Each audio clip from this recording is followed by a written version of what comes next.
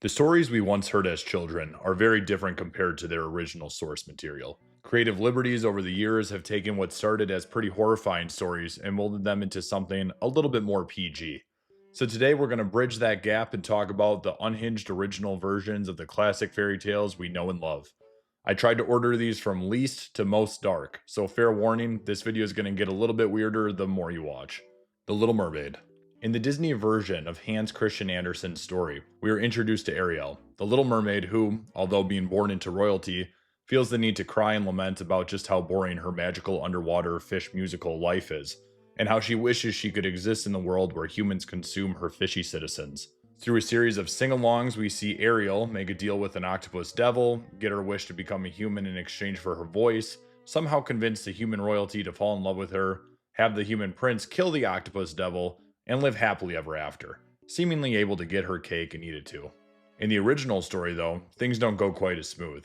Ariel still starts off as the same angsty teen, thanks for keeping that in there, Walt, key detail, and decides the only way to make her life tolerable is by striking deals with witchfish. Rather than just losing her voice, the original tale is detailed enough to tell us that her entire tongue is to be removed.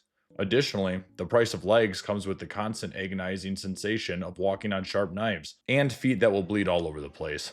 Oh, and also if the prince that she's in love with happens to marry someone else, the mermaid will die and turn into sea foam the next day, because that's what happens in the mermaid afterlife in this book.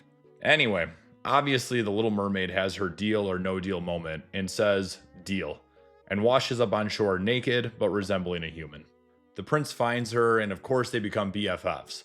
But because the now little not mermaid can't talk, and this took place before texting, they really can't take their relationship to the next level. So the prince falls in love with another woman who he decides to marry. To spice things up a little bit, everyone's favorite satanic calamari shows up and gives Ariel one last get out of jail free option. She can kill the prince and become a mermaid again. The mermaid ponders but ultimately says, no deal, and tosses herself off the boat to embrace her seafoam fate. Now, while she's falling off the boat, some divine intervention happens because she did the right thing and didn't kill the prince, which allows her to go to human heaven instead of mermaid seafoam heaven, which is framed as a positive, but to be honest with you, it really doesn't match the happily ever after vibe of the movie. Rapunzel. In the movie Tangled, Rapunzel is taken into the 21st century and shed the damsel in distress stereotype that was prevalent in so many earlier stories. In the original story, things aren't as bright and cheery as they are in the movie. A husband and wife get pregnant, and just like any good pregnancy, the wife starts getting some weird cravings. Rather than peanut butter with pickles or 3 a.m. Kentucky Fried Chicken, this lady is craving Rapunzel, which turns out to be a type of lettuce. Now, when I say cravings, I don't just mean that she's mildly hangry. The original story says that the wife looked as though she was going to die if she didn't get any of her Rapunzel lettuce. The husband sneaks into the garden of a fairy and attempts to steal some lettuce for his wife. Unfortunately, he's caught red-handed by the fairy. After explaining the situation to the fairy, the husband makes the world's worst deal of all time. In exchange for the lettuce, the fairy gets the baby once it's born. Nailed it. Once the baby is born, the fairy takes the baby and names her Rapunzel, and throws her up in a tower with no stairs or ladder, only a small window. The only way to get up to said window is to shout, Rapunzel, Rapunzel, let down your hair, and climb on up. Now one day, a random prince is walking through the forest, as they do, and hears some nice singing come from the tower.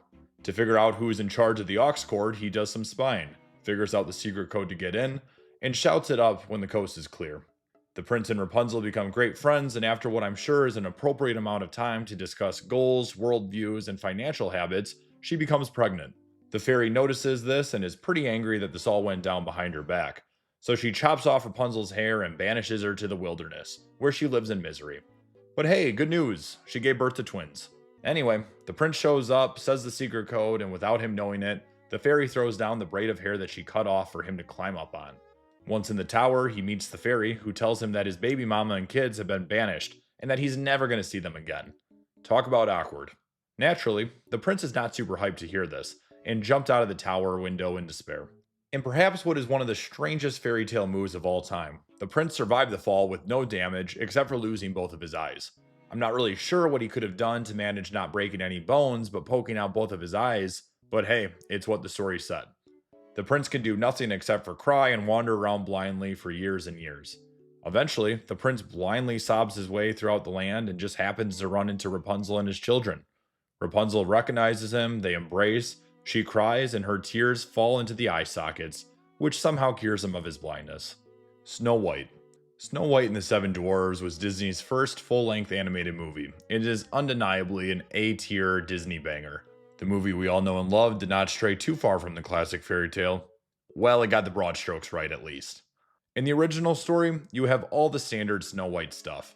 A queen talking to mirrors like Instagram followers, asking them to confirm that she's pretty. Mirrors replying back, telling the queen there's another younger, prettier lady in town. The queen has a dude try to off Snow White, but long story short, he doesn't. He, however, tells the queen that he did. Snow White ends up in the woods, befriending seven dwarves, and the mirror reports back that she is alive and slain. The queen gets angry and decides to take matters into her own hands. She shows up at Snow White's crib, tightens her dress until she passes out, and then leaves. Luckily, in the nick of time, the dwarves return home and save her. The next day, the queen shows up and puts a poison comb into Snow White's hair, and then she leaves. Once again, luckily, in the nick of times, the dwarves return home and then save her. The next day, the queen shows up with the world's best looking apple, and you bet that Snow White took a bite out of that bad boy and passed out on the floor, presumably dead for real this time, so the queen leaves. The dwarves get home and make it very clear that removing combs and untightening dresses are where their medical knowledge ends, so they put Snow White in a glass coffin. Now, if you thought that things were weird before, you might want to sit down. A random prince shows up and takes Snow White to his castle, where he has his servants carry the body around from room to wherever he is hanging out, because he can't stand not to look at her, which is low-key, high-key, what the kids are calling a really big red flag. Eventually, one servant is so sick of this job that he gets angry and literally says, "Why must we be plagued with so much work, all because of this dead maiden?" and pushes Snow White's lifeless corpse in frustration.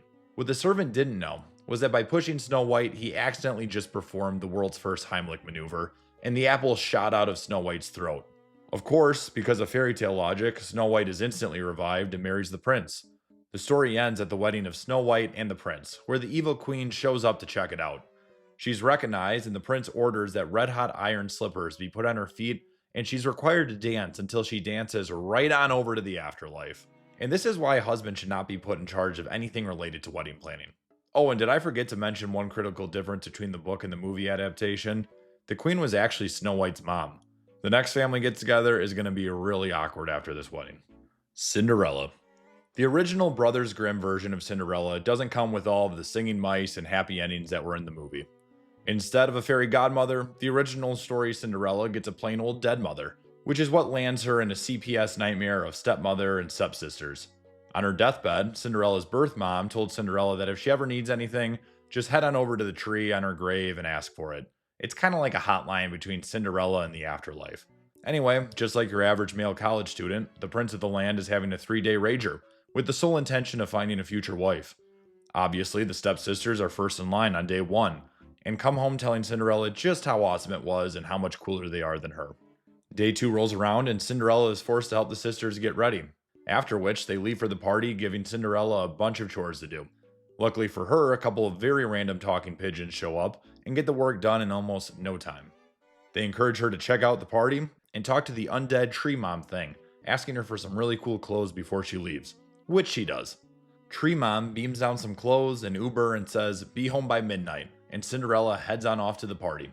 Now Cinderella is looking so good that no one even recognizes her, and she dances the night away with the prince, but runs away early to make it home before midnight.